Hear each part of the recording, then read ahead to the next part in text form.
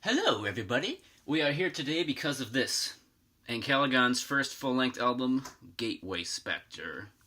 I've never done an album review before, but I have a bunch of stuff that I wanted to say about this, so here we are. For those of you that don't know Ancalagon, they are from Rochester, New York, and I would classify them as like a melodic black/death metal band with a big focus on catchy guitar harmonies. If you've never seen this band live before, you better make sure you do, because it is definitely something you will never forget. And just like their live shows, this album is really something special. One of the ways that I personally judge local bands is I think to myself, if I didn't personally know these guys, and if they weren't from my hometown, would I still listen to this album? Most of the time, the answer to that question is no. But this is one of the few cases where the answer is yes, yes, yes. The first thing I'm going to talk about this album is the production. Now, unlike most of the studios in Rochester, I'm not going to name any names, even though I'm thinking of quite a few right now. The drums on this sound very organic, whereas it's more of a common theme nowadays to just throw on a sample and not even take into account the natural sound of the drum.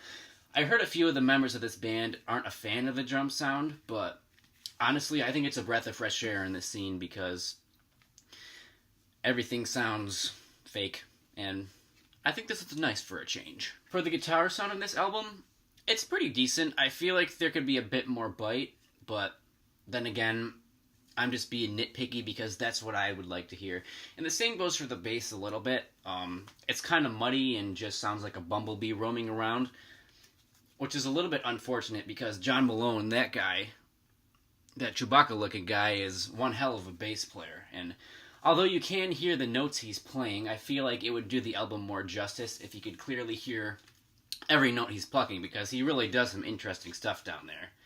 Other than those two little gripes, though, the album really does sound amazing, and it's really just me nitpicking about it. That's those little two things. Next up to talk about is the performances on this album, and one of my mottos is, when evaluating bands, is that the band is only as good as the weakest member of the band is.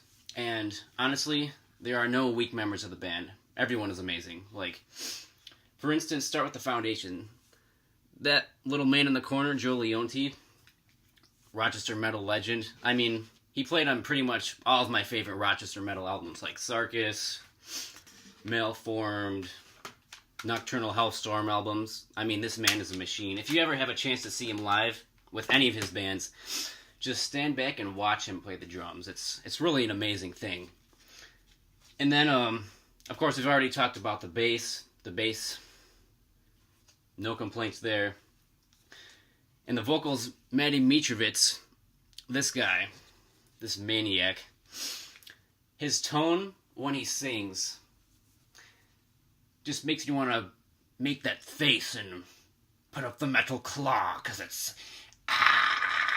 At the same time, though, his enunciation is really, really good compared to a lot of the other bands that try to do this sort of black metal singing. Matt's vocals, you really can understand almost every word he says, which is amazing. And then the guitar work on this album. One of the many highlights of this album is definitely the guitar work of Colin and Brian. These two guys right in the middle. Oh, the guitar harmonies and the riffs are just so darn catchy. Like, after about 2 or 3 listens, I could look at the back of the album and just think about the guitar riffs and then hum them to myself. And I mean, that never happens, especially with bands in a local level, because a lot of the problem with Rochester metal, I've noticed, is that nobody writes memorable songs. There's a bunch of other bands from Rochester, whose names I will not mention, where I've listened to their music about 10 plus times, and when I see the song titles, I can't remember any of the riffs or anything. And when I hear the song, I can't remember any of the titles because it's not memorable. And when the bands play live, someone will be like, "Oh, dude, they played a new song. Did you like the new song?" And I'm like, were they all new songs? Because I don't remember any of those because they all sound the same. Whereas with this album, like I said before, after only like 2 or 3 listens, I could just look at the song titles on the back and then remember the riffs. It's just a crazy thing. And that's one of the things that really stood out to me about this album, is that the songwriting is really good. I mean, it doesn't just sound like a bunch of dudes sitting in a room throwing riffs together. It sounds like people came together and really focused to create some art. There's even some points in this album where I listen to it, and when that riff comes in, it just gives me goosebumps.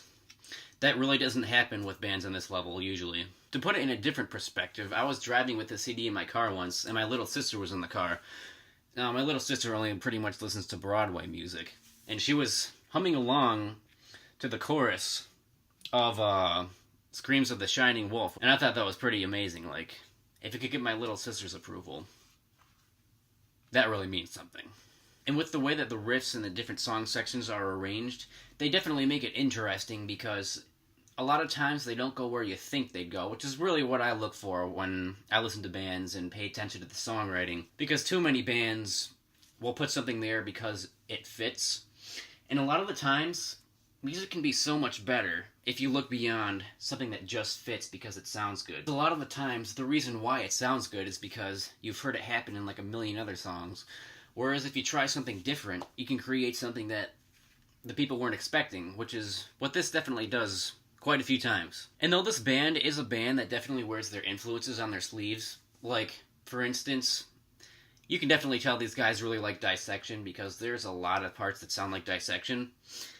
And then there's also some parts where, like, you're listening to it and I think, yep, there's a Behemoth riff, or, yep, there's a Mellocash riff.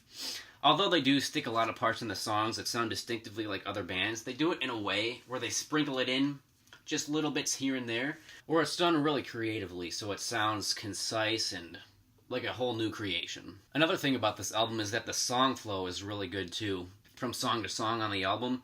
Like, after about the 5th listen, when you're listening through it, at the ending notes of each song, you can just hear the first notes of the next song coming in your head before, which to me is a good thing, because it means that the album flows so nicely that your brain just wants it to happen. Now, I could keep going on and on about this album, but I won't, because it looks like the video's getting pretty long by now.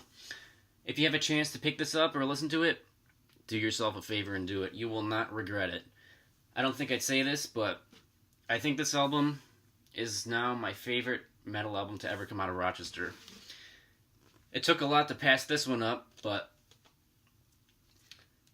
as of now, I think it did it. You done did it, guys. So until next time, Pick up the album.